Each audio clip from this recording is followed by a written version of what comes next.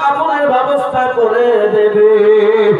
নবী বললেন, ও খাদিজা, আজ যখন তুমি এমন করে বলতেছো, শোনো, আজ তোমাকে কথা বলেছি, তোমার মৃত্যুর পরে আমার বাবার পাগড়িটা তোমার কাপড়ের ব্যবস্থা করে দেব। মা খাদিজা মুস্কি হেসেছিলেন। আল্লাহ নবী বলেছে, ও খাদিজা, 25 বছর হয়ে গেল বিবাহ, কিন্তু তোমাকে এমন করে আজকে তোমার কাছে হাসতে দেখি নাই। আজ তুমি এমন করে মুস্কি হাসলে কেন?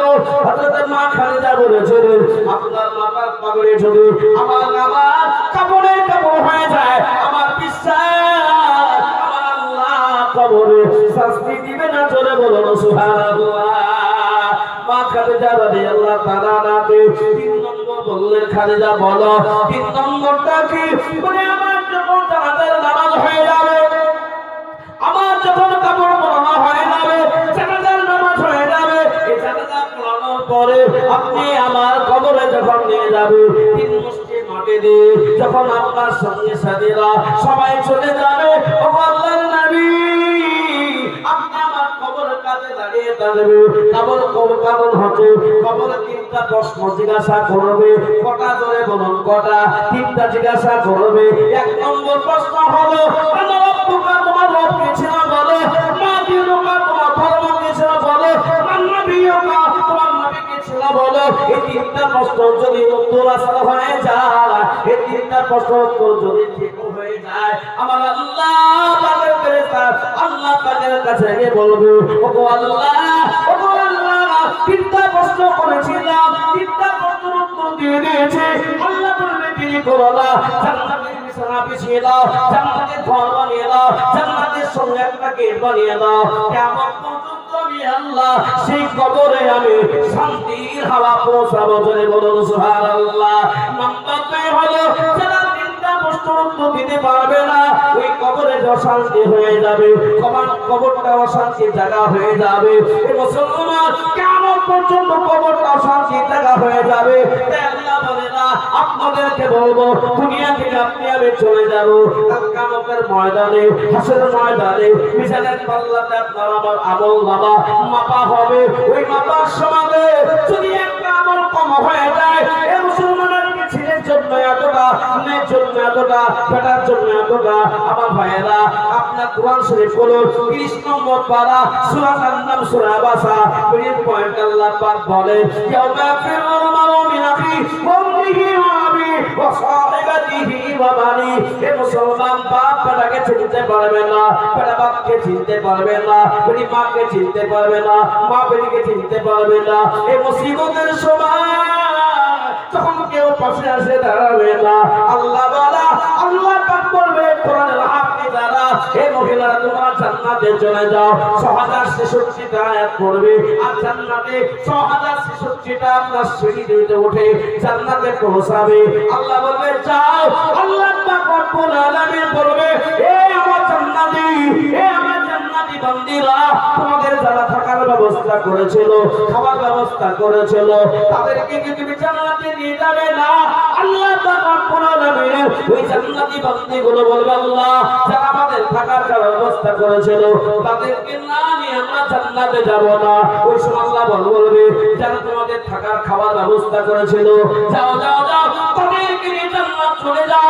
যতগুলো মানুষ এসে, আবার মা বলবে এসে, যদি মাদ্রাসাকে মহব্বত করে, মাদ্রাসার ছাত্রীদের মহব্বত করে, আল্লাহ কিয়ামতের ময়দানে বেটা বেটি কেউ যখন পাশে দাঁড়াবে না, এই মাদ্রাসার ছাত্রীরা আপনাকে সঙ্গে করে জান্নাত নিয়ে যাবে। চলে বলুন সুবহানাল্লাহ।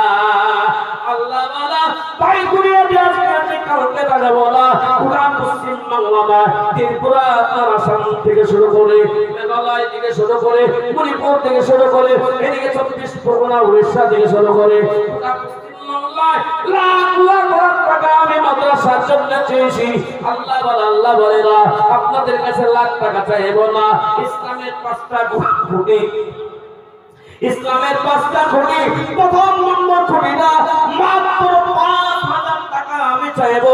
আল্লাহ বলা, সেই মা 10 মাস দিন পেটে ধারণ করেছিল, সেই মা বড় কষ্ট করে মানুষ করেছিল, সেই মা আপনাকে আপনাকে দুধ পান করিয়েছিল, যে মা আপনাকে উঠিয়েছিল, বসিয়েছিল, আপনাকে বড় করেছিল, ওই মা তাদের কবরে চলে গেছে, বাপ তাদের কবরে চলে গেছে।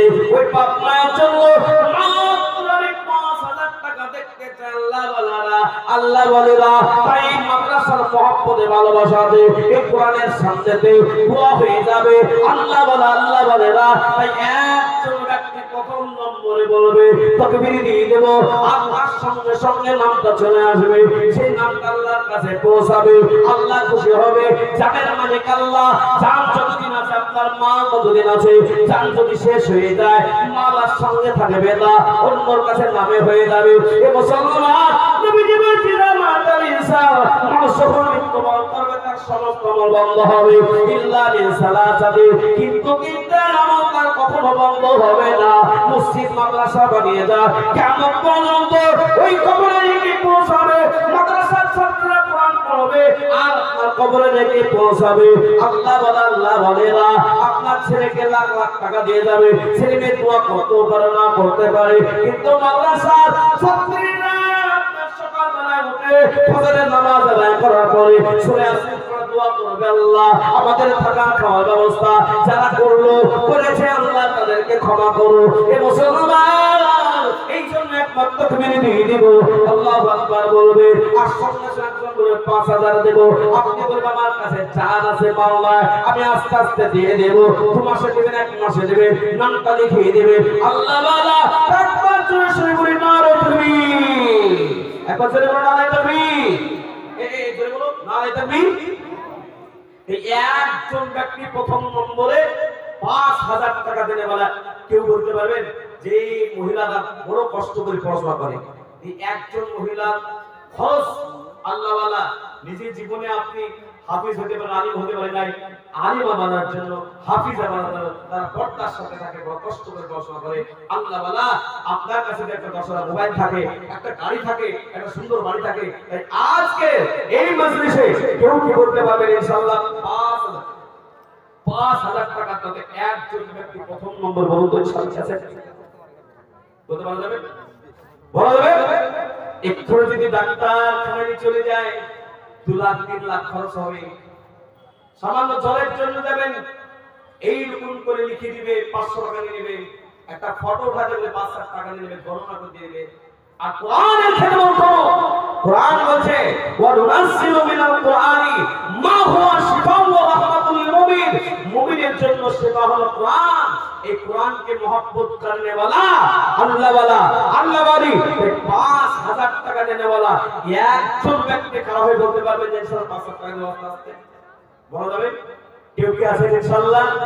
গোটা পশ্চিম বাংলাতে লাখ লাখ টাকা দেনে वाला লোক আছে। আজকে আপনাদের এই গ্রামের শাহবাজপুরে 5000 টাকা দেনে वाला একজন ব্যক্তি উঠে বলবেন যে মহিলারা যেহেতু পড়ে আমি 5000 টাকা বাপের নামে মায়ের নামে নিজের নামে দেব।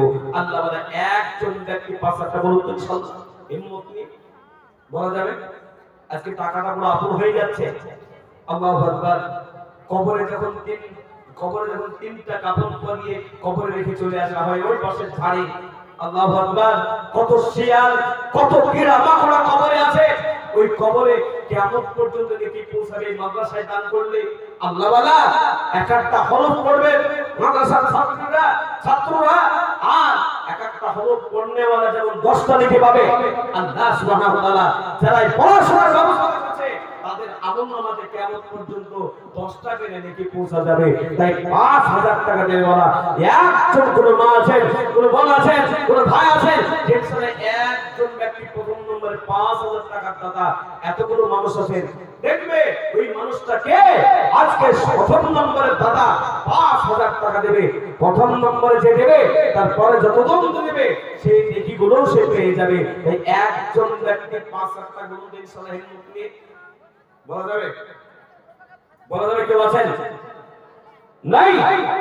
শাহবাজপুরের মানুষ এত কঞ্জুস, আরে বাবা, আল্লাহু আকবার।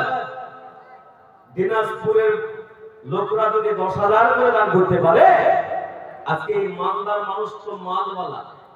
মালদার মানুষ আমওয়ালা না, মালদার মানুষ হলো মালওয়ালা। 5000 টাকা দেনে वाला একজন ব্যক্তি হবে না।